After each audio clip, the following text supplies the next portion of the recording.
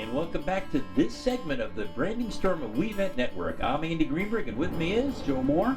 And we're going to have a tongue twister for you today, because today we're going to be talking about the process of campaign methodology. See if you can repeat that a few times. Joe, instead of having him repeat it, why don't we explain to him exactly what that means? Well, it's really understanding where you start.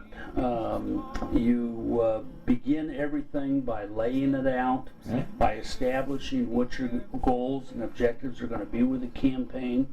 You identify what is success and what isn't success prior to it taking place. Right. And once you clearly understand that, then you can establish the process of building your campaign and what the expectation of that whole expense and time spent is going to be. So there are seven different components to each one of these, and as we say them, you can write them down or obviously repeat this, but these are crucial to your success. So the number one, Joe, is? Create your offer. Okay. What are you going to give your customer to respond to your campaign? So basically, when they see that, some way where they cannot say no. Right. It's the call to action, basically. Exactly. Once you have that, you go on to step two, which is? That's where you generate or create your creative, whatever that's going to be. If you're doing radio and TV, then you're going to create your script. You're going to put your production together. Yeah. If you're doing a direct mail campaign, you're going to put your content together on paper and build your postcard or your letter, however you're going to deliver it, so on and so forth. So it's actually creating the means of delivering your message to your client. Exactly. And then, of course, you have to get your leads, which would be the third part. And Joe, expand on that, please. Well, that's quite frankly very important. You have to have a proper list to work from, or a proper demographic to work from. This is where you identify who your customer is.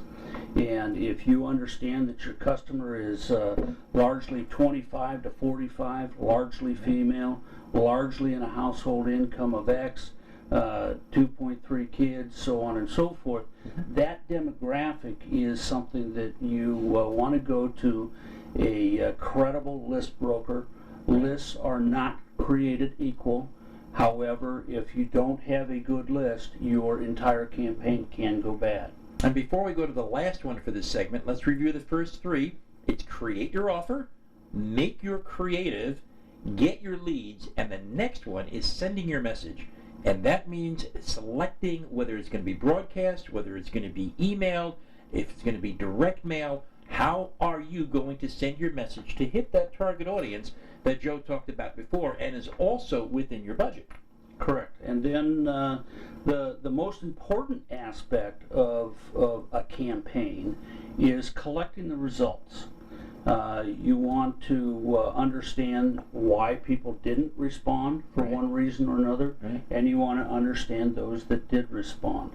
And if your campaign does extremely well, that's telling you that you had both the right message, the right call to action, and the right demographic that you went after.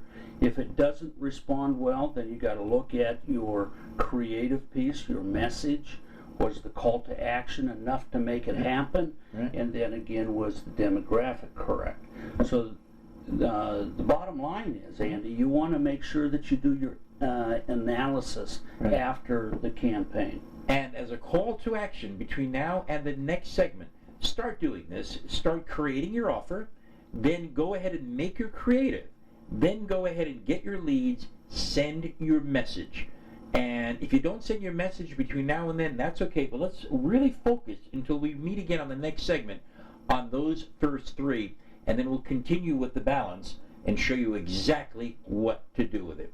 Once again, we thank you for being part of the WeVent Branding Storm Network. And we look forward to seeing you on the very next segment.